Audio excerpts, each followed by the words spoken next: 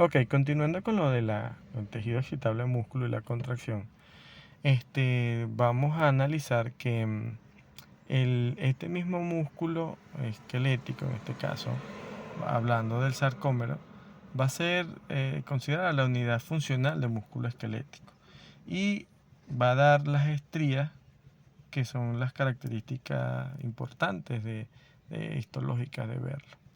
Entonces, las proteínas más relevantes son la actina y la miosina, y ellas son las responsables del proceso de contracción. Aquí en esta imagen podemos observar una fascia, un fascículo muscular, las fibrillas, las miofibrillas, y aquí podemos observar las bandas T, la línea Z, que son la parte de lo que son las estrías, y aquí podemos observar los microfilamentos de actina, los gruesos, y de miosina. En este caso de las partes más gruesas, las más finas. Ahora, la contracción va a depender entonces de 4 proteínas. Primero la actina, con los filamentos mucho más delgados, ¿verdad? Globular, esas pelotitas rojas que están allí, ¿verdad?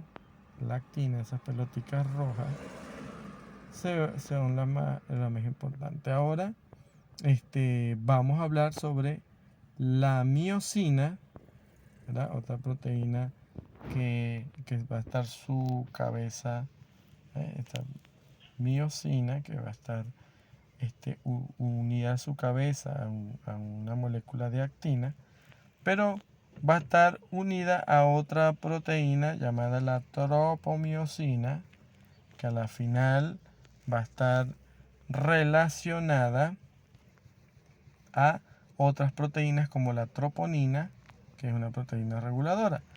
Pero esa troponina va a tener varias subunidades. Tenemos la troponina C, la troponina I y la troponina T.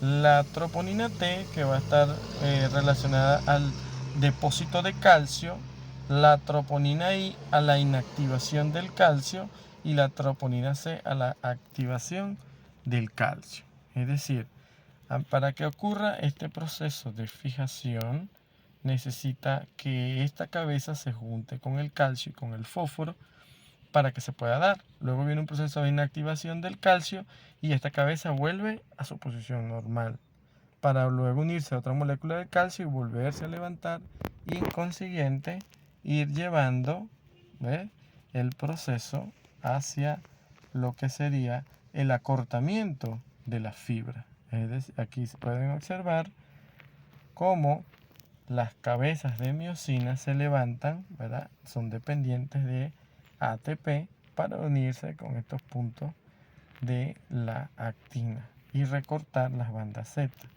como está en este punto. ¿Ve? Llevar un proceso de recortamiento de las fibras musculares. Este recortamiento de las fibras musculares. Importante entonces la contracción del sarcómero con las moléculas de calcio y de ATP.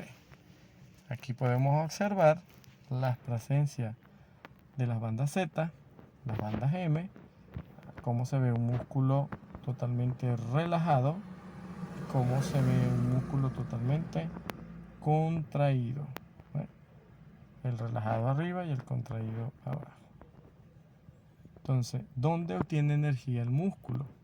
Entonces, ¿cuáles son los mecanismos de obtención de energía para la contracción? Básicamente del ATP y el fósforo que se va a estar liberando, porque son las moléculas de fósforo las que van a permitir la unión del ATP.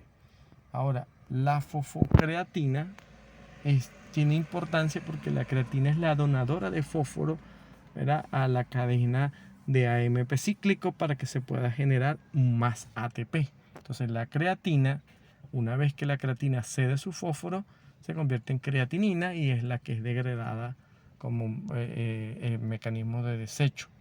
Y otra fuente principal de energía para el músculo, que es el glucógeno muscular, que es derivado de la glucosa y que de allí aparece el proceso energético para la producción de ATP.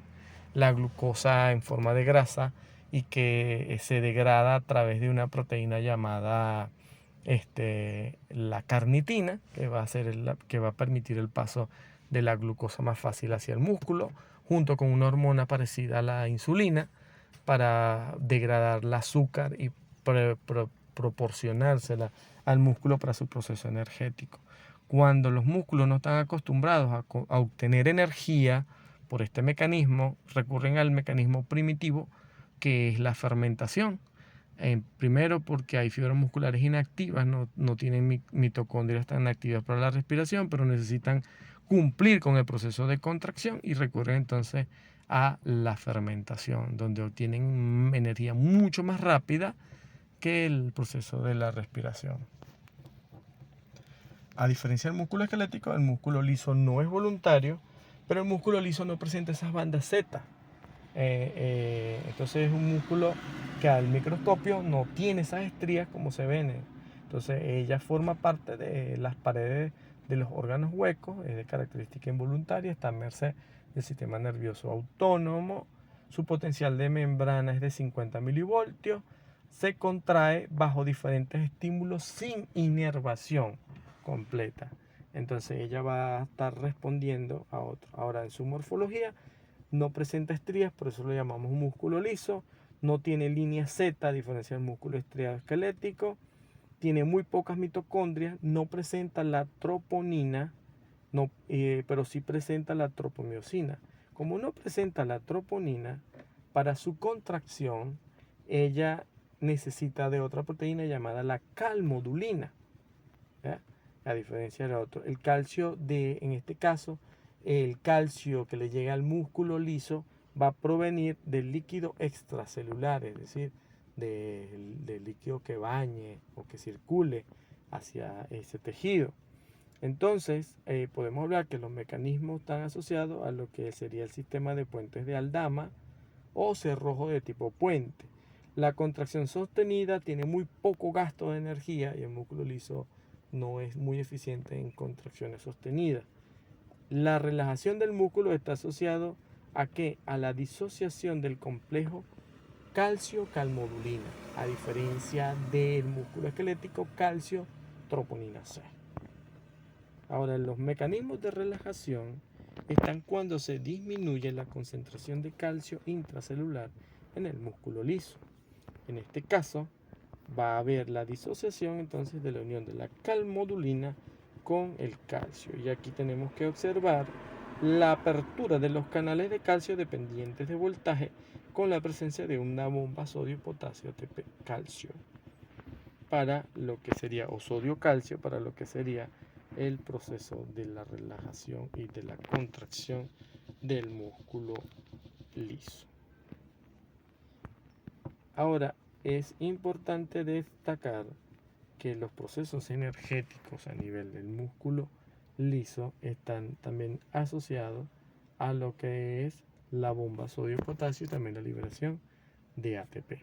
Pero lo más importante es la presencia del calcio para que se pueda dar la contracción. Otro tejido excitable es el músculo cardíaco. El músculo cardíaco presenta unas características diferentes al músculo esquelético. Ambos son estriados, ¿sí? Pero ellas representan el 75% del volumen de la masa muscular del corazón. Y bueno, sus miocitos son miofibrillas, tienen menor concentración de mitocondria que el músculo estriado esquelético. Ahora, presenta el sistema T, el retículo sarcoplásmico, el sarcoplasma, sarcolema, el lisosoma y el núcleo.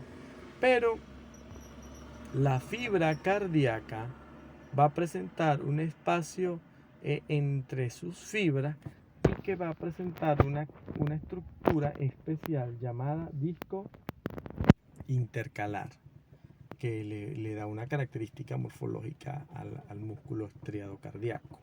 Ahora, esa fibra celular del músculo está íntimamente en contacto con una red gruesa llamada túbulos T. Una red gruesa llamada túbulos T. ¿Qué hace los túbulos T? Bueno, ellos en este tipo están más desarrollados o más dilatados, unidos al retículo endoplásmico, que va a permitir que se penetre el potencial de acción más eficiente para poder provocar mayor calcio y mantener una contracción muscular efectiva. Hay que ver que el corazón recibe menos sangre que otros tejidos del cuerpo y él no va a depender mucho del calcio sanguíneo, sino de su propio calcio. Y es por eso que él tiene una cisterna o unas reservas de calcio para garantizar las contracciones cardíacas, aunque no les llegue una gran cantidad de sangre proveniente del sistema circulatorio normal. Ahora, el mismo corazón va a tener esa triada especializada, lo que es el retículo sarcoplásmico, el túbulo T y lo que sería la cisterna terminal. Todas estas en función de garantizar las contracciones musculares. El corazón o el miocardio en su particular es un tejido excitable que presenta una particularidad funcional. Primero, una excitabilidad. Entonces tiene la propiedad de que se excita propiamente y que sus células musculares forman un cinticio y es capaz de generar su propio potencial de acción. Aparte que genera su propio potencial de acción, tiene la capacidad de transmitirlo entre sus células. El automatismo, es decir, él genera sus propios impulsos para provocar un ritmo en su contracción. El automatismo, que es intrínseco del corazón, va a mantener también efecto o va a ser determinado por lo que es la inervación vegetativa, es decir, por lo que es el sistema nervioso autónomo simpático y parasimpático. Pero también el corazón va a responder hacia concentraciones de hormonas, temperaturas o iones que van a hacer que él tenga un paso o una contracción diferente dependiendo de estos factores que les dije. La conducción de impulsos son generados en el nódulo sinoatrial y son conducidos por un sistema especializado de conducción eléctrica.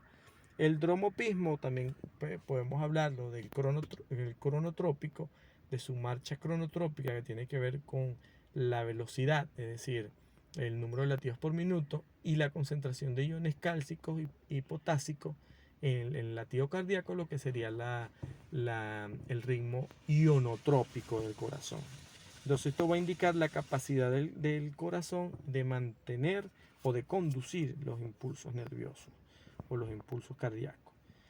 Y la contractibilidad del miocardio es la cantidad o la fuerza con la que el corazón puede vencer la resistencia vascular o la fuerza con la que puede empujar la sangre, determinada, como les dije anteriormente, por un factor ionotrópico. La fuerza de la contracción está determinada por las concentraciones de iones y la velocidad sería el cronotrópico por el número de contracciones, que no necesariamente son la calidad de la fuerza. Entonces el músculo cardíaco también es estriado y en el microscopio presenta esta característica aquí, los discos intercalares. Como podrán ver, es totalmente estriado. El músculo cardíaco, ¿verdad?, también tiene fibras de actina y de miosina, pero esas fibras están conectadas a los discos intercalares que van a permitir a que el sistema cardíaco funcione como un cintipié, es decir, como que una célula se convierta en un conjunto de células se convierta en una sola célula, o que funcione como una sola célula, ¿verdad? Esto le da una mayor capacidad de transmisión del impulso nervioso a lo largo de toda la fibra cardíaca. Entonces, las membranas celulares van a tener una comunicación entre ellas, los iones se mueven sin dificultad entre una célula a otra a través de ese cinticio, gracias a los canales intercalares. Esto va a permitir que esa contracción viaje a todo lo largo. El potencial de membrana de reposo para el músculo cardíaco va de menos 85 a 90 milivoltios y a través del sistema de conducción especializado de la fibra de Purkinje de menos 90 a 100 milivoltios. La espiga tiene una duración de 0,2 milímetros de segundo en las aurículas y 0,3 milisegundos en los ventrículos del corazón, lo que se conoce como la fase de meseta. Una repolarización abrupta y de 3 a 4 milisegundos en lo que serían los procesos entre contracción y relajación muscular. Ahora los potenciales, vemos aquí la meseta es mucho más amplia, ¿ya?, en el músculo, y la contracción inicia con la apertura brusca de los canales rápidos de sodio con una 10 milésima de segundo para cerrarse de manera abrupta. El músculo cardíaco también puede iniciar la contracción con la apertura de los canales de calcio. Y esos canales de calcio y sodio van a darle mayor fuerza a la contracción muscular. El calcio entonces va a permanecer abierto, lo que le va a dar amplitud a la meseta. Eso sería cuando les hablo del proceso gonotrópico para aumentar mayor fuerza a la contracción cardíaca. En lo que respecta al acoplamiento, excitación, contracción, la membrana de potencial se va a propagar en el interior de la fibra mediante los túbulos T que van a activar el retículo sarcoplásmico. De aquí van a salir grandes cantidades de calcio hacia el sarcoplasma y esto va a catalizar reacciones químicas que van a deslizar los filamentos de actina y de miosina para lo que sería la contracción del músculo. Y esa contracción que dura milisegundos va a provocar entonces lo que sería la contracción para el músculo auricular y la contracción para el músculo ventricular. Importante entonces para lo que es el trabajo cardíaco, ¿no? El trabajo cardíaco. Entonces, las células musculares, su función principalmente es la contracción. Y el músculo esquelético lo podemos ver en cada uno de los músculos que conforman el sistema orgánico, ¿verdad? Músculos generales, como le dije anteriormente, son reservas alimenticias. El músculo liso, ya saben, en órganos huecos. Y el músculo cardíaco a nivel de... Ambas van a estar entonces unidas por lo que es la sinapsis neuromuscular y su unión a la placa motora. Acá vemos un ejemplo de cómo es la contracción del músculo estriado. Este es un proceso de contracción donde las bandas I, la banda A y la banda M acortan su espacio. Es decir, se acortan el espacio entre líneas Z. Ese es el proceso contráctil. Entonces así es que se da el acortamiento de la fibra muscular. Entonces, la contracción muscular requiere energía. El músculo busca la energía, es decir, convierte la energía química en energía mecánica.